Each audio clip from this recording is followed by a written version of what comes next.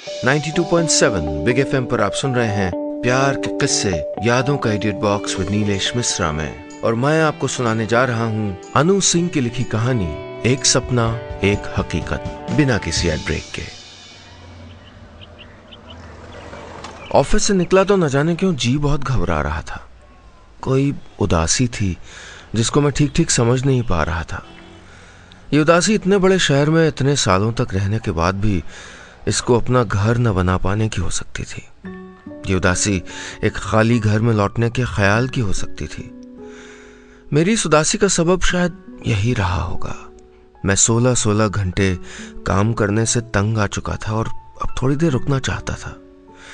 सब कुछ छोड़कर कुछ ऐसा करना चाहता था जिससे मुझको खुशी मिले।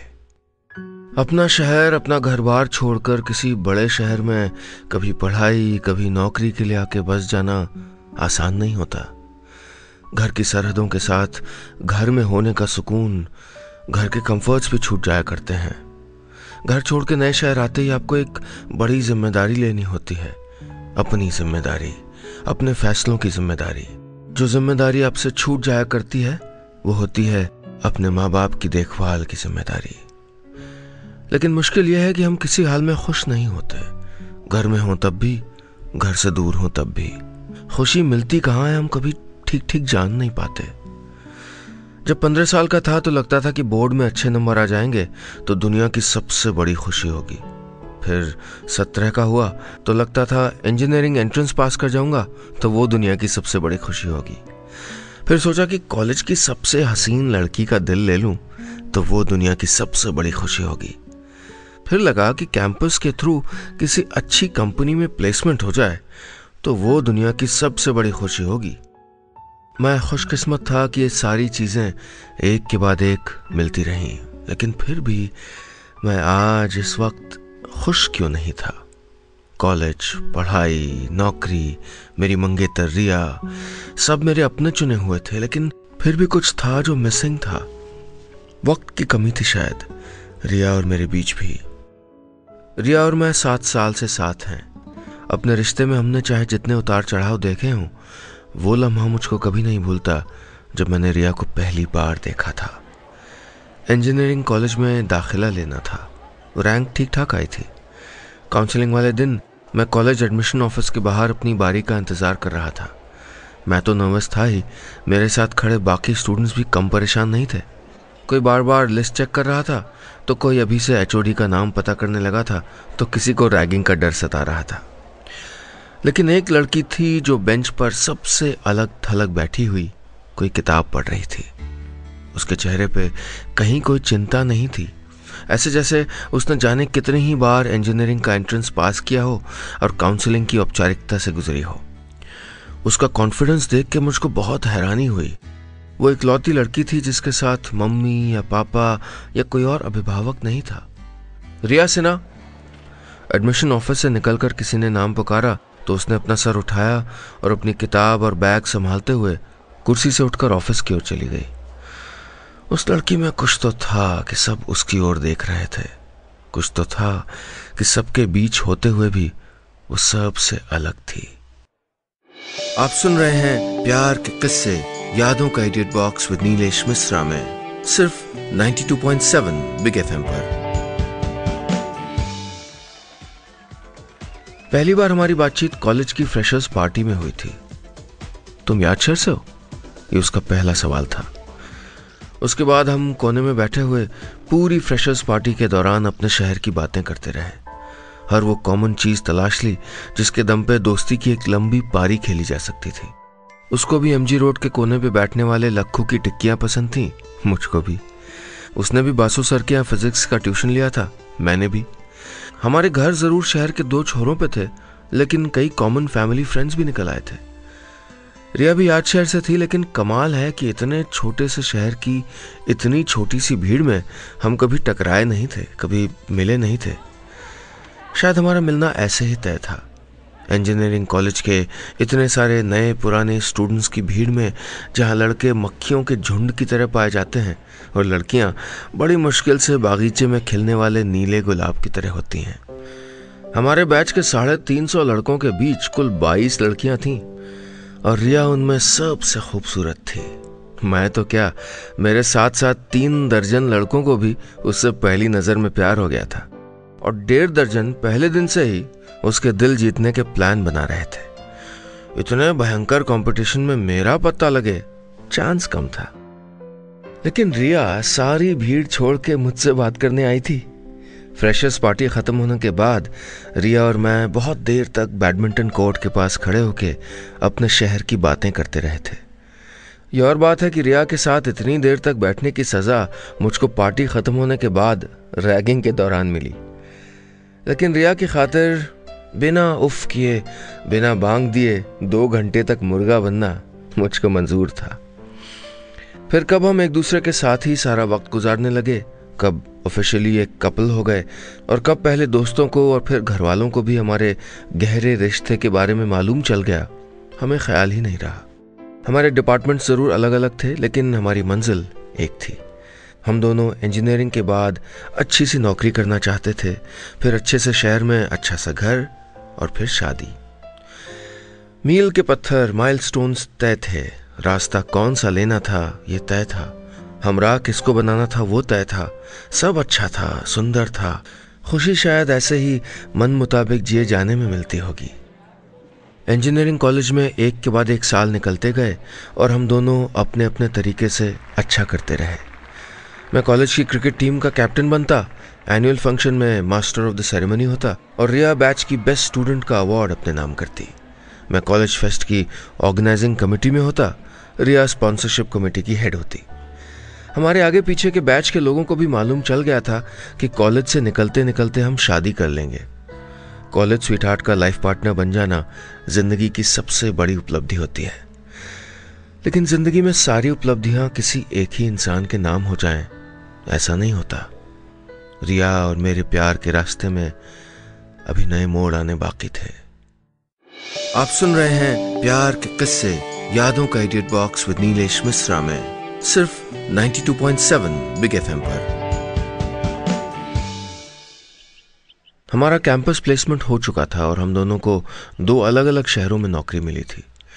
4 साल साथ रहने के बाद पहली बार रिया और मैं अलग होकर अपने अपने तरीके से दुनिया देखने जा रहे थे। मैं तय कर चुका था कि मुझको अपनी जिंदगी रिया के साथ ही बितानी है और इस फैसले को लेकर उसके मन में भी कभी कोई दुविधा नहीं दिखी। इसलिए मुझे लगता रहा कि जानते तो सभी हैं, इसलिए घर, परिवार और समाज के सामने इस रिश्ते को एक नाम दे दिया जाना चाहिए। रिया 2 साल रुकना चाहती थी, नौकरी करके पैसे बचाना चाहती थी, लेकिन मुझको जल्दी थी। नौकरी के लिए 2 अलग अलग शहरों में जाने से पहले मैं रिया की खूबसूरत उंगली में कम से कम सगाई की अंगूठी डाल देना चाहता था। उसके खो जाने का ख्याल कभी मेरे मन में नहीं आया था, लेकिन प्यार फितरत से शक्की होता है और कई अंदेशों में जीता है। रिया के खो जाने या हमारे अलग हो जाने के अंदेशे के डर से ही मैंने घर में बात की और रिया से उसके परिवार वालों से बात करने के लिए कहा। रिया के घर में एतराज करने वाला कोई था नहीं, बल्कि मेरे घर वालों को इसी बात का एतराज था कि रिया के आगे पीछे एक माँ को छोड़कर कोई नहीं है। रिया एक टूटे हुए घर की इकलौती बेटी थी। उसके पापा ने कई साल पहले दूसरी शादी कर ली थी और रिया को उसकी माँ ने अकेले पाला। आंटी ने रिया की परवरिश में कभी कोई कमी नहीं की। उन्होंने अपनी बेटी को एक टॉपर, एक अच्छी डांसर और एक आत्मविश्वासी लड़की बनाया था। लेकिन मेरे माँ पापा जरा पुराने ख्यालों के लोग थे और छोटे से शहर में बातें बताने वालों ने रिया और उसकी माँ को लेकर जी भर के माँ के कान भर दिए थे। दूसरी बड़ी मुसीबत यह थी कि रिया और मेरा परिवार अलग अलग जातियों, अलग अलग कल्चर्स से था। माँ तो बल्कि अब तक इस उम्मीद में थी कि वक्त के साथ साथ मेरा ये कॉलेज रोमांस ठंडा पड़ जाएगा, लेकिन शादी की बात सुन के उन्हें थोड़ा झटका लगा था। पापा ने ना तो नहीं कहा, लेकिन खुश होके हामी भी नहीं भरी। बेटे के हाथ से निकल जाने के डर से मेरी जिद में उन्होंने रिया की मम्मी से बात की और फिर हमारी नौकरी पे जाने के 2 दिन पहले हमारी सगाई की तारीख तय कर दी गई। होने को तो सगाई थी, लेकिन घर में उत्सव का कोई माहौल नहीं था। मैं फिर भी अपने तरीके से सगाई की तैयारी में जुटा रहा। रिया और उसकी माँ के लिए साड़ियाँ खरीदी, माँ पापा के लिए नए कपड़े बनवाए, मिठाइयों के ऑर्डर दिए, घर की सफाई करवाई, फ़ोन करके अपने रिश्तेदारों को अपने आप न्योता दिया और दीदी और उनके परिवार के लिए अपनी सगाई के नाम पे तोहफे खरीदे। यूं समझिए कि अपना ज्वाइनिंग बोनस रिया को अपने परिवार का हिस्सा बनाने में स्वाहा कर दिया। सगाई वाले दिन रिया की ओर से हमारे घर पे सिर्फ 3 लोग पहुंचे, रिया, उसकी मम्मी और उसके मामा जी, जबकि मेरा पूरा खानदान रिया को देखने के लिए जमा हो गया था। रिया को पहली बार मैंने नर्वस देखा था। नर्वस तो मैं भी था। कॉलेज में अपने हम उम्र दोस्तों के बीच प्यार के मायने अलग होते हैं, जबकि अपने बड़े बुजुर्गों और नाते रिश्तेदारों, समाज के सामने प्यार निभाने का तरीका अलग होता है। मैंने कॉलेज में जिस तरह रिया से प्यार निभाया था, उससे बेहतर और सम्मानित तरीके से यहाँ वो प्यार निभाना चाहता था। रिया से प्यार करना मेरे लिए फख्र की बात थी और मैं किसी भी कीमत पे अपने प्यार का सर नीचा होता नहीं देख सकता था। आप सुन रहे हैं प्यार के किस्से, यादों का edit box with Nilesh Mishra में, सिर्फ 92.7 बिग एफएम पर। मुझे डर था कि माँ पापा रिया और उसकी मम्मी के प्रति अपनी बेरुखी जाहिर न कर दें। उससे ज्यादा डर अपने नाते रिश्तेदारों की भीड़ से था।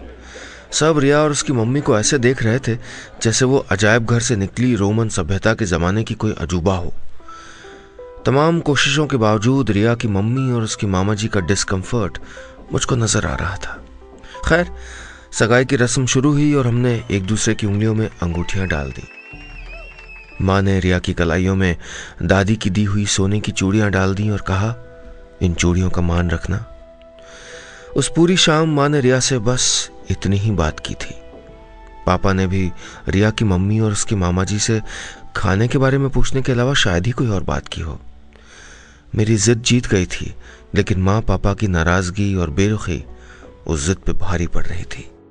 मैं रिया का हाथ थाम के उसको अपने घर वालों से, अपने नाते रिश्तेदारों से मिलाना चाहता था। मैं चाहता था कि मेरी चचेरी ममेरी बहनें रिया को भाभी बुलाकर उसके साथ मजाक करें, उसके साथ हंसें, खिलखिलाएं और रिया बात बात पे शर्माए। लेकिन ऐसा कुछ नहीं हुआ। रिया अलग थलग बैठी रही। रिया के मेरी जिंदगी का अटूट हिस्सा बन जाने पे किसी का वश नहीं था, लेकिन उसको अपने परिवार का अटूट हिस्सा बना पाने पे मेरा वश नहीं था। मैं अपनी तरफ से ईमानदार कोशिश ही कर सकता था। बस मेरी ये कोशिश बहुत कारगर नहीं हुई, सिवाय इसके कि रिया और मैं ऑफिशियली मंगेतर हो गए थे। लेकिन सगाई के बाद हम दोनों के बीच भी कुछ था जो बदलने लगा था। किसी को अकेले प्यार करना, उसको स्वीकार कर लेना एक बात है, और उसके माँ बाप, घर परिवार और उसके बैकग्राउंड के साथ स्वीकार करना दूसरी बात।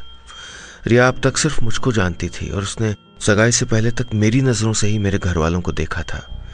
लेकिन सगाई के वक्त उसने वो सब कुछ देख लिया था, अनुभव कर लिया था, जो शायद उसके लिए खुशगवार नहीं था। रही सही कसर 2 शहरों के बीच की दूरी ने पूरी कर दी।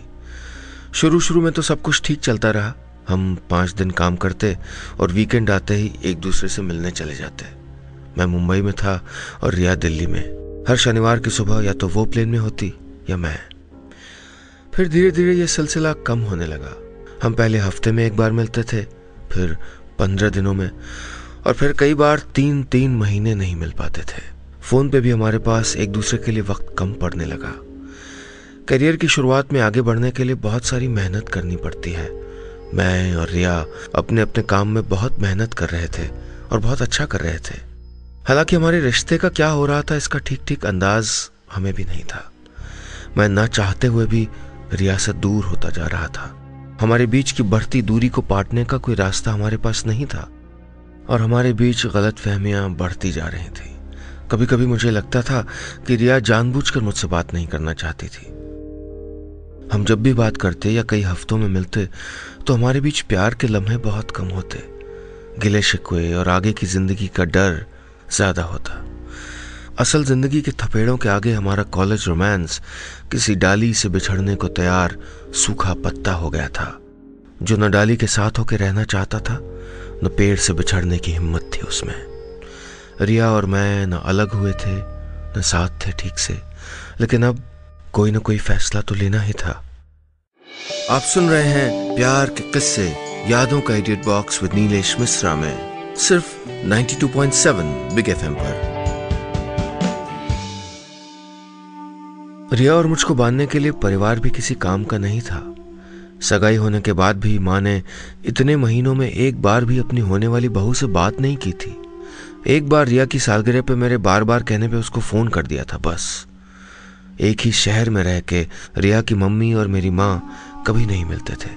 शादी की तारीख को लेके भी कभी कोई बात नहीं हुई। देखते देखते हमारी सगाई को 1.5 साल हो गए। मैं रिया से मिलकर शादी के बारे में उसकी राय जान लेना चाहता था। हम 4 महीने से नहीं मिले थे और इन 4 महीनों में 8 बार मेरा कोई न कोई दोस्त मुझको रिया के बारे में पूछ चुका था। यार, कभी कभी की दूरी ठीक है, लेकिन ये दूरी जिंदगी का परमानेंट फीचर बन जाए तो रिश्तों में दरार डालती है। मेरे दोस्त पुनीत ने एक दिन जिंदगी का ये अहम फलसफा बांटा था मुझसे। मैंने दिल्ली ट्रांसफ़र के लिए अप्लाई कर दिया और तय किया कि न्यू ईयर की छुट्टियों में मैं अचानक दिल्ली जाकर रिया को सरप्राइज़ करूंगा। मैं रिया को अपनी ज़िंदगी में रोकने की एक आखिरी कोशिश करना चाहता था। छुट्टियां तो क्या, पूरी ज़िंदगी सिर्फ उसके साथ बिताना चाहता था। उसको शॉपिंग के लिए चांदनी चौक ले जाना चाहता था और कहना चाहता था कि पसंद कर लो अपनी शादी का लहंगा, मैं बहुत दिन इंतज़ार नहीं करूंगा। अपने मन में बार बार आ रहे अंदेशों के काले बादलों को उम्मीदों की धूप दिखा के मैं न्यू ईयर की छुट्टी के दिन गिनता रहा। मैं नहीं जानता था कि रिया भी मेरे आने का कभी इतनी ही बेसब्री से इंतज़ार भी करती होगी या नहीं।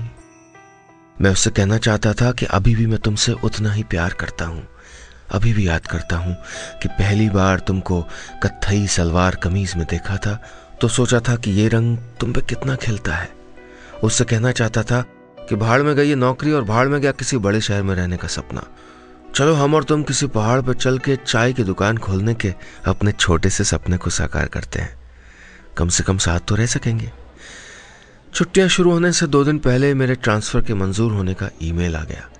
ये साल मुश्किल रहा था, लेकिन जाते जाते मुझको उम्मीद का तोहफा दे गया था। दिल्ली शिफ्ट होने की अपनी खुशी बांटने के लिए मैंने फ़ौरन रिया को फ़ोन किया। उसका फ़ोन बजता रहा, लेकिन उसने फ़ोन नहीं उठाया। दिन भर उससे बात करने की मेरी कोशिश नाकाम रही। उम्मीद का दिन ढल गया था और मेरे हाथ एक उदास शाम लगी थी। देर रात रिया ने फ़ोन किया। हेलो और कैसे हो की औपचारिकता के बाद उसने कहा, सॉरी मैं तुम्हारा फ़ोन नहीं ले सकी, वीज़ा इंटरव्यू के लिए गई थी। वीज़ा? कहाँ के लिए? यूएस। ऑफिस से 6 महीने के लिए ऑन साइट जाना है और तुमने मुझको बताने की ज़रूरत नहीं समझी? मैंने झल्ला के पूछा। इसमें बताने वाली कोई बात नहीं थी, ज़रूरी नहीं कि वीज़ा हो ही जाए। वीज़ा हो भी गया तो जैसे तुम मुंबई में और मैं दिल्ली में, वैसे ही मैं यूएस में और तुम मुंबई में। अरे नौकरी कर रहे हैं, इतना तो करना ही पड़ेगा। मैंने फ़ोन रख दिया था और तय कर लिया था कि रिया को रोकने का कोई फ़ायदा नहीं है। वो अपने रास्ते पे आगे बढ़ चुकी है और मेरे साथ होना ही नहीं चाहती शायद। मैंने दिल्ली ट्रांसफ़र की बात उसको बताना ज़रूरी भी नहीं समझा। रिया के फ़ोन के बाद मेरे पास एक और फ़ोन आया जिसने मेरी दुनिया ही पलट दी। याद शहर से चाची का फ़ोन था। माँ और पापा का कार एक्सीडेंट हो गया था। आप सुन रहे हैं प्यार के किस्से यादों का edit box with Nilesh Mishra में, सिर्फ 92.7 बिग एफएम पर। उल्टी तरफ से आते ट्रक से सामने से टक्कर हुई थी। माँ आईसीयू में थी और पापा कोमा में। मैं पहली फ्लाइट लेके घर गया। रिया को बताने का न तो वक्त मिला था न इच्छा हुई थी। डॉक्टरों ने पापा को दिल्ली ले जाने की सलाह दी। उनके ब्रेन में ब्लड क्लॉट्स थे जिसको सर्जरी से ही निकाला जा सकता था।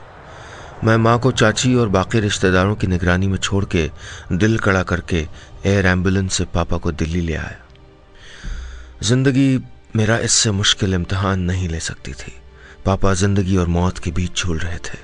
मैं माँ के पास नहीं हो सकता था। मेरे बगल में रिया नहीं थी। इतना अकेला, इतना बेबस मैंने कभी नहीं महसूस किया था। मैं ये सोचना तक नहीं चाहता था कि अगर मेरी सिर्फ एक ही दुआ कबूल हो जाती तो मैं आखिर क्या मांगता। पापा के 2 ऑपरेशन हुए। 10 दिनों तक मुझको किसी और चीज़ का होश नहीं रहा। रिया ने भी इतने दिनों में एक बार भी मुझको फ़ोन नहीं किया। उन 10 दिनों का हर एक लम्हा एक जिंदगी से भारी था। मैं शिकायत करता भी तो किससे। एक आखिरी कोशिश मैंने रिया के ऑफिस फ़ोन करके की। मालूम चला कि वो लंबी छुट्टी पे है।